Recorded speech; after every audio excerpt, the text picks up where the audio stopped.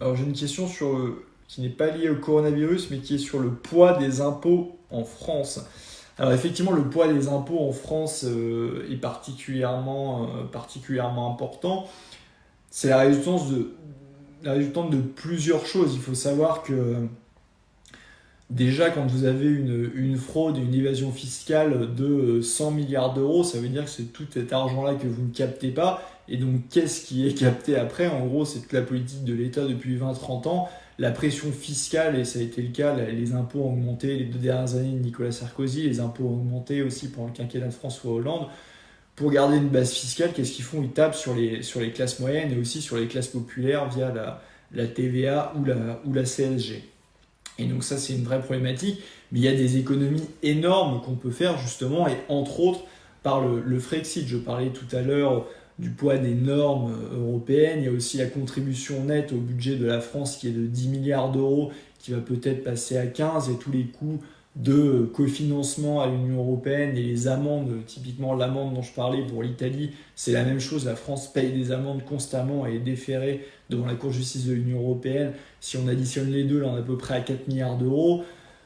Le coût total des normes, plus budget, plus cofinancement, etc., on est déjà à 53 milliards d'euros, donc c'est colossal. Vous rajoutez à ça la fraude et l'évasion fiscale, l'Union européenne n'est pas étrangère à cela, puisque, alors évidemment que ce n'est pas que l'Union européenne, mais quand vous êtes dans un système européen, vous avez une libre circulation totale et une absence de contrôle des mouvements de capitaux, c'est beaucoup plus simple de faire de la fraude, de l'évasion fiscale, et vous ne pouvez pas contrôler sérieusement. D'ailleurs, on sait très bien qu'au niveau de l'évasion fiscale, il y a tout un tas d'évasion fiscale qui va au Luxembourg de l'ancien président de la Commission européenne, M. Jean-Claude Juncker, mais aussi aux Pays-Bas. Et donc il y a l'évasion fiscale et la fraude fiscale, et au sein même de l'Union européenne, il est évident qu'on ne récupérerait pas 100%, mais qu'avec un contrôle des mouvements de capitaux, on pourrait récupérer une partie de cet argent-là, et ça pourrait servir entre autres justement à diminuer la pression fiscale sur les classes moyennes et populaires. Et ça, c'est vrai que c'est un grand problème. Et les Français, dans la question, c'est dit que c'était pas lié à la crise du coronavirus,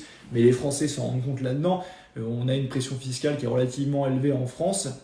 Et en plus de ça, on voit que malgré cela, on a par exemple un système de santé qui se détériore, on a des problématiques qui se posent malgré une fiscalité très forte, parce que la problématique, c'est que tout le monde ne paye pas justement, et notamment la fraude et l'évasion fiscale, et il y a tout ce que nous coûte l'Union européenne. Il y a aussi le coût du millefeuille administratif. On dit souvent à l'UPR, oui certes il y a un millefeuille administratif, mais bizarrement, les autres, quand ils parlent du millefeuille administratif, eux, ils nous disent oui, il faudrait justement supprimer, il faudrait regrouper les communes, il faudrait faire ci, il faudrait faire ça.